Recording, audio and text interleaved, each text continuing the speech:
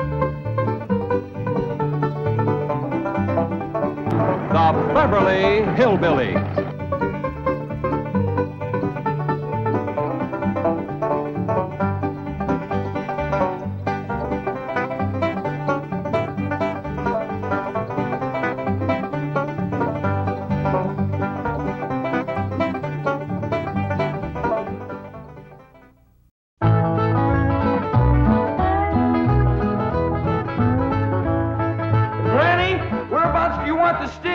Over here on this side of the cement pond, Jethro. Okay, Granny.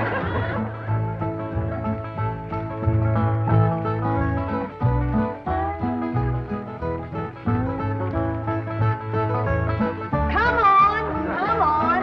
We's waiting.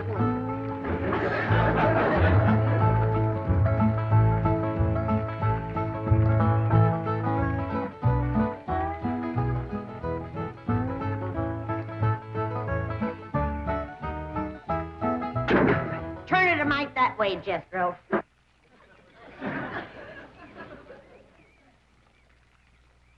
Only one bad thing about putting you still here, Granny. What's that? Drysdale place is downwind. The smell of your corn liquor brewing is going to drive poor Miss Drysdale right out of her mind. She's a drinking woman.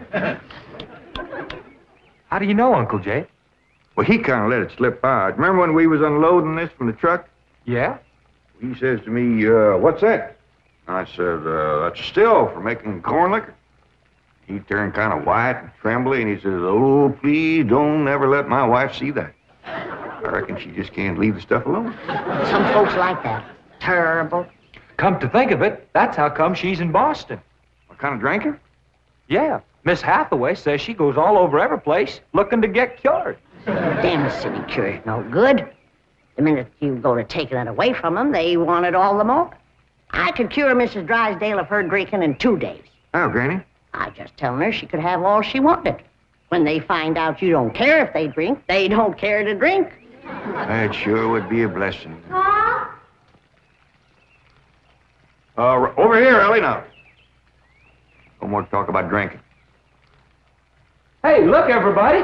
Ella Mae's wearing a dress. How, Mr. Drysdale's in the house to see you. All right. My, ain't she pretty? Yeah.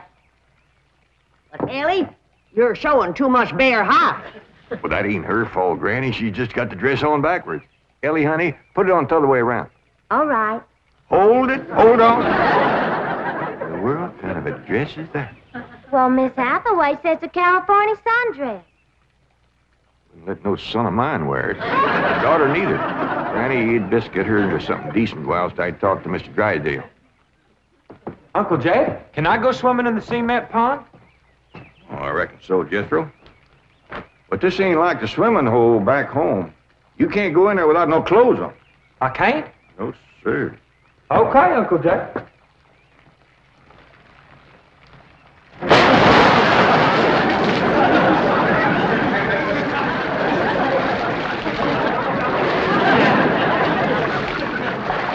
Someday I gotta have a long talk with that boy.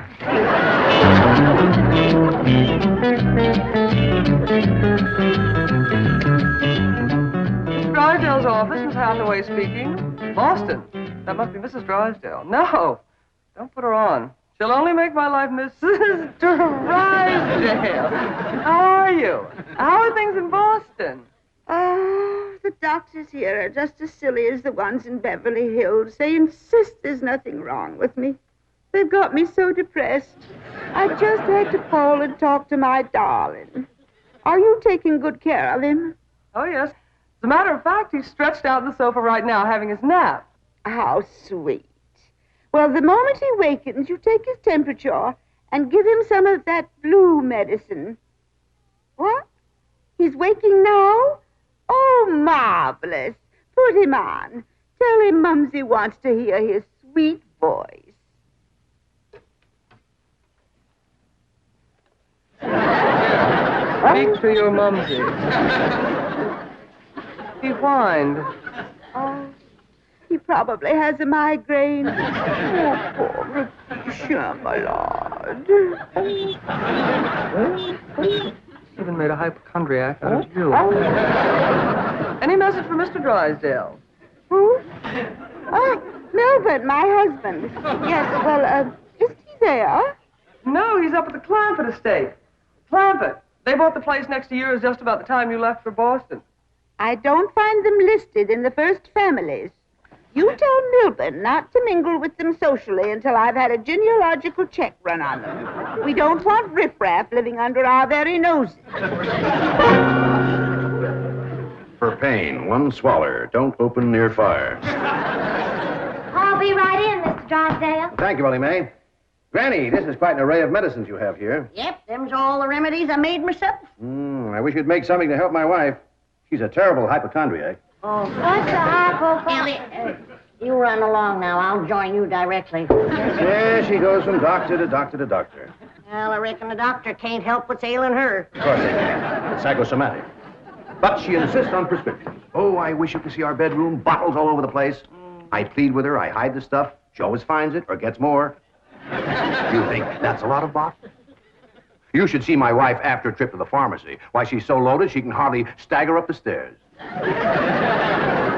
down, Mr. Drysdale. Sit yourself. And she has a dog. A perfectly healthy poodle. Now, would you believe that she Don't tell me. laps it up just like she does? Lord, look. You're sure toting a heavy burden. Now, maybe I can help you. Now, if she was to think that every time that she was to...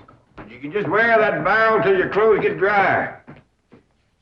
What happened to Jethro? Get too close to a skunk? He jumped in the pond with his clothes on. Mr. Drysdale, I'm sorry to kept you waiting. Did Granny tell you about her complaints about the kitchen? Jed, I'm ashamed to mention my piddling troubles to a man bowed down with the misery he's got.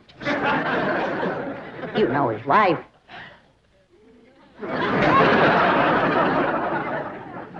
Mr. Drysdale, our hearts go out to you. And we're going to help you, ain't we, Jed? You betcha we are. Man serves a poor purpose in this world if he can't help his neighbor. Oh, you're very kind, but I'll manage. I've been living with it for years. Have a nip, it'll brace you up. Oh, no, thank you. I never touch it. You hear that, Jed? Poor man. He's got all the trouble and none of the fun.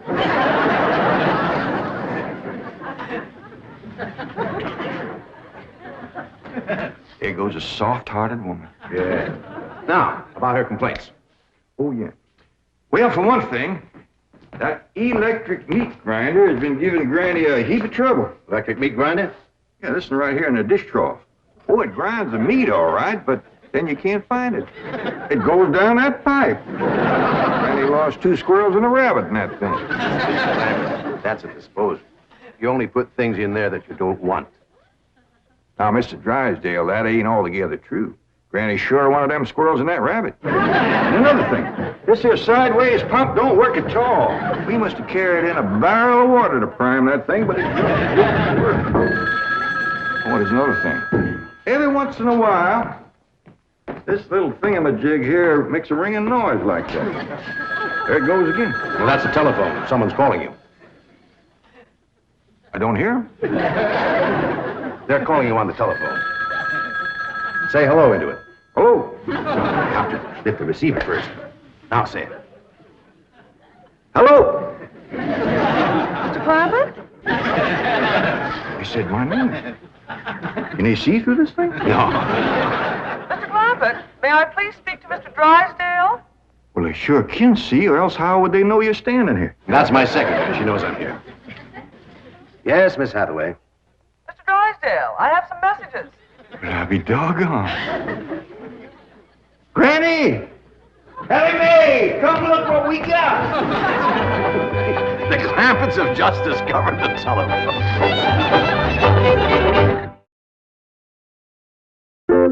Yes, indeed. This is a marvelous invention. With this instrument, you can talk to anyone, any place in the civilized world. Can we talk to my cousin Pearl? Oh, yes, of course. Right now? Yes? Ellie Mae, run out back and fetch Jethro. Oh, wait a minute. You might not have his clothes on yet. Oh, I'll get him. Jed, is he greening us? Can we honest to goodness talk to Pearl on this team? You heard what he said.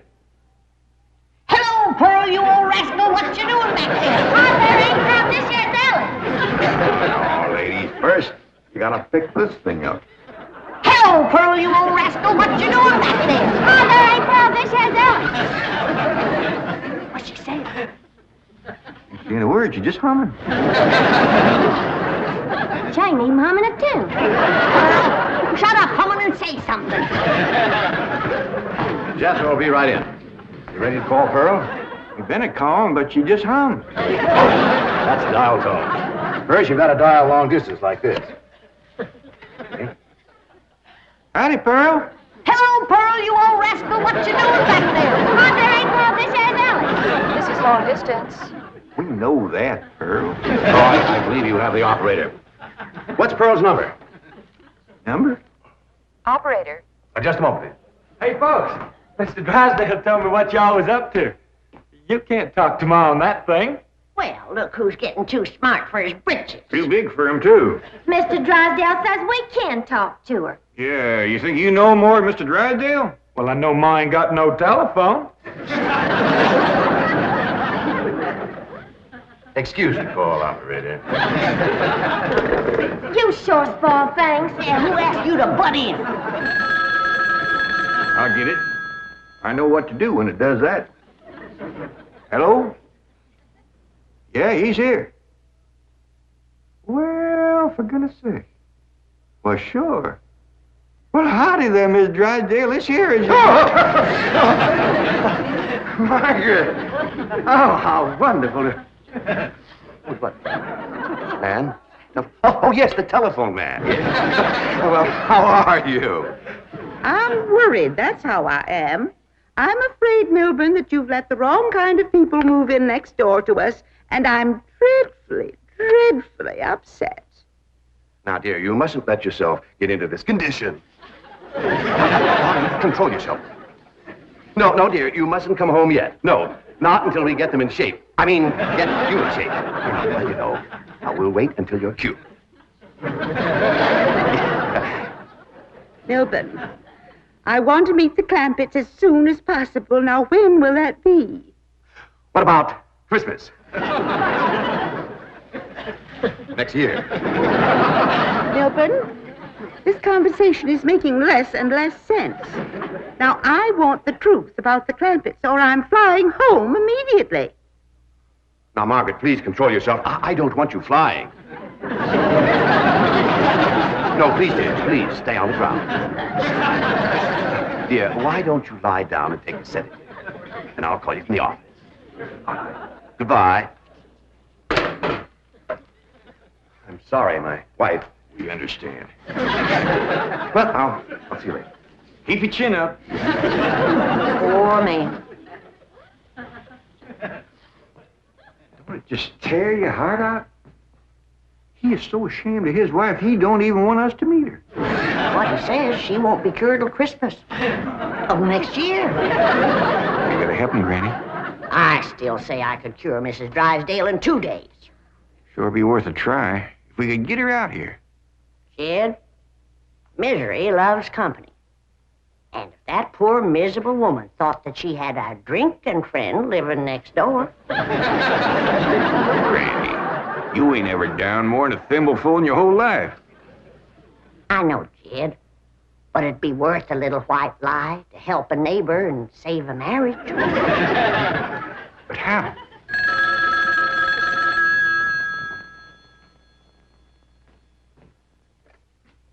Hello? Yes, ma'am.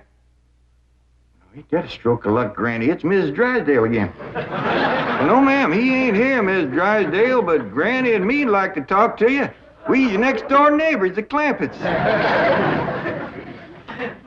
Listen, honey, I got my still set up not 50 feet from your back door. Now, you come on home, and you and me will get glassy-eyed, falling down crocked. We'll get juiced at eyeballs. How does that sound to you, honey? I don't hear nothing. Me neither.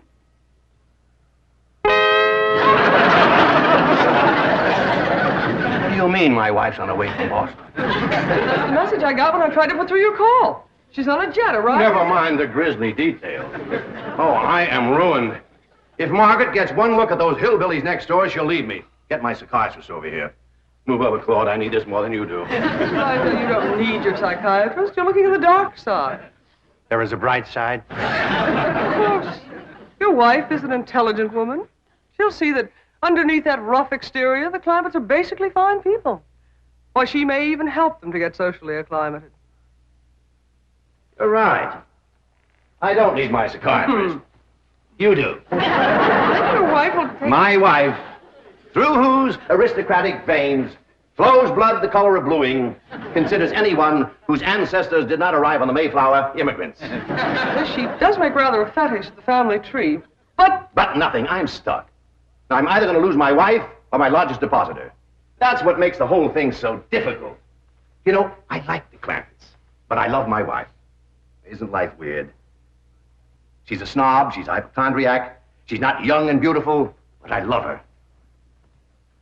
And now I do need my psychiatrist. Now, Mr. Drysdale, as we used to say at Vassar, que tout devient tout éclaircit. Courage will light your path. Yes, I know what I have to do. I'll go to the airport. I'll take Margaret in my arms. I'll look her in the eye and lie like a rug. I'll tell her the Clampetts have left town and put her back on the plane. I beseech you, do not become enmeshed in a web of lies. But it won't be a lie if the Clampetts are tricked into actually leaving town. But they're just getting settled. What could possibly induce them to leave town? That's your problem. Me? You expect me? But they like you. Finagle them into going to Palm Springs for a few days. No, no. I will not help you spin your deceitful web. Miss Hathaway, would you rather be an unemployed secretary or a spider with a rage? You know, I think the Clampetts might enjoy Palm Springs. Palm Springs? Where's that? It's about 125 miles from here, in the desert. Desert? Yeah, remember we crossed from them on the way out here. All that sand? Yeah, I remember. You ain't getting me to no desert. Trees were so far apart, the woodpeckers had to tote lunch. But this is different, Granny. This is a beautiful resort with lots of trees and fine hotels and swimming pools. We got a pond for swimming right here. Ellie's out swimming right now. You didn't jump in with her clothes on, did you? I don't know. Oh, surely not. She promised to wear the lovely swim ensemble I got her. Yeah, she done just like Jethro. Here she comes with the dress shrunk clear up to her. Granny! What's the matter? All her hair come out. What? It's true. Ellie lost her beautiful hair. Heaven help her, she's bald as an eagle. Ellie Mae, take off your bathing cap. Oh, praise be. All right, but Ellie, you hadn't ought to went swimming with your clothes on and shrunk up that nice dress. This ain't a dress, is it, Miss Jane? No, dear, it's a beach jacket to wear over a bathing suit. Ellie Mae Clampett. Cover up your nakedness, child. That's the way everyone goes swimming out here. It's perfectly proper. Well, you wouldn't catch me in nothing like that. Me neither. Mr. Clampett, how would you like for a member of your family to become Princess of Palm Springs? What? They're holding a beauty contest at the Springs this week, and someone in this very room has the face and the figure to win. When the judges see her in a bathing suit... I told you I ain't putting on no bathing suit.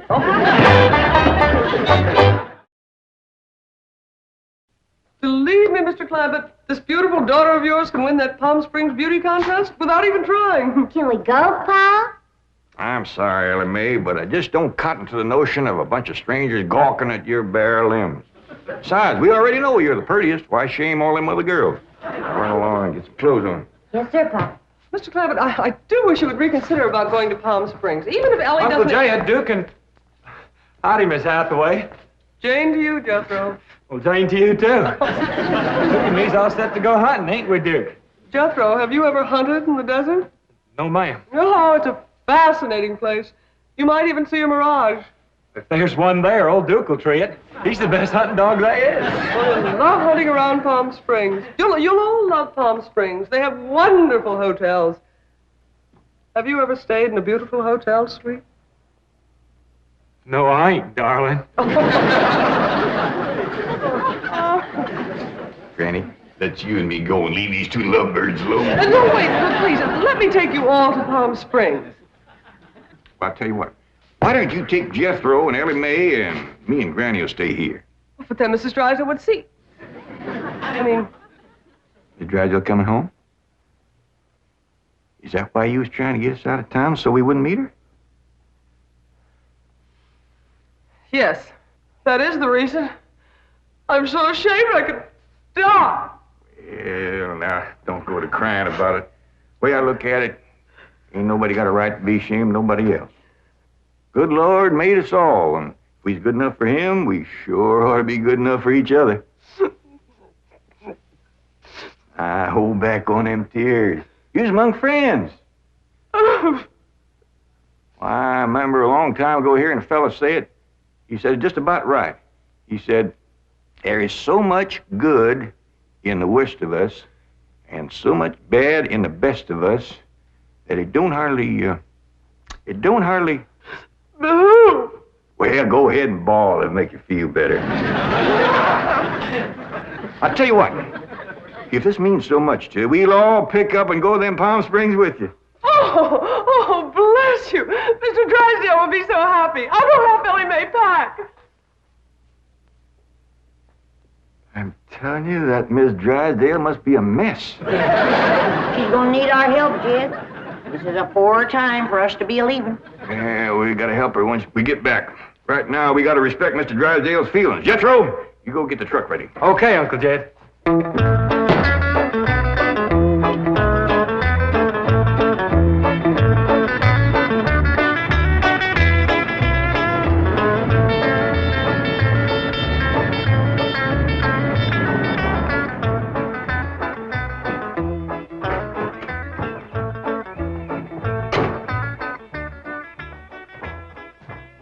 There, Melvin. The Clampetts gardener shouldn't leave his car parked in the front driveway that way. Oh, you're absolutely right, dear, yes. Oh, Margaret, don't you want to stop at home first and freshen up? Take some medicine or something? Melvin, I have just flown 3,000 miles to meet the Clampetts, and I intend to meet them right now. Oh, Donnie, they're probably out of town. You see, they travel extensively. Oh, they're wonderful people. It'd be a shame if you missed them. But I know how anxious you are to get back to Boston and your doctors. And Sonny. How is Sonny? How's he like Harvard this year? Is it Yale? Princeton? Dartmouth? Let's go ask him. Melvin, what is the matter with you? Melvin, let go. Let go, you hear me? Let go, I say. Let go. Have you gone mad? Let go, you beast. Step aside, lady. I'll shoot it.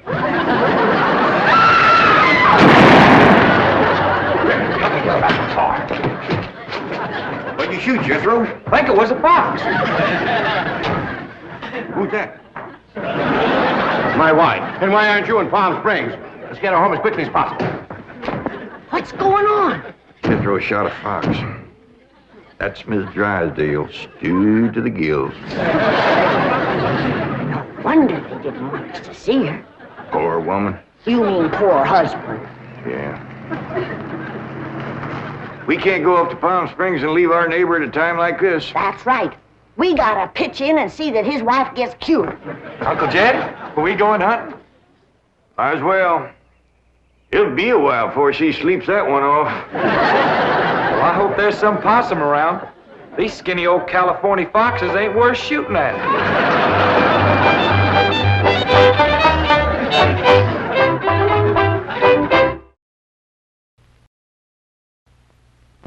What you doing, Granny? Making myself a new pipe. Oh, I got something here you want to cotton to. That banker fella gave them to me. What's that? Winston cigarettes. Try one, Granny. They is first rate. Well, if you say they're really good. Best smoking you ever had.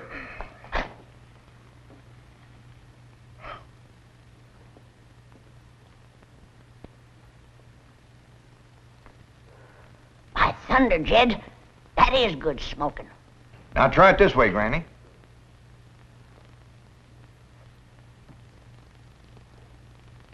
tastes even better. They tell me these Winstons is the best tasting cigarette you can get. Well, I may put away my corn cob. That's saying a heap for 'em. You know, Granny, there just ain't no way of saying how good a Winston is. You gotta smoke one to find out. Well, I can say this. Winston tastes mighty good. Like a cigarette should.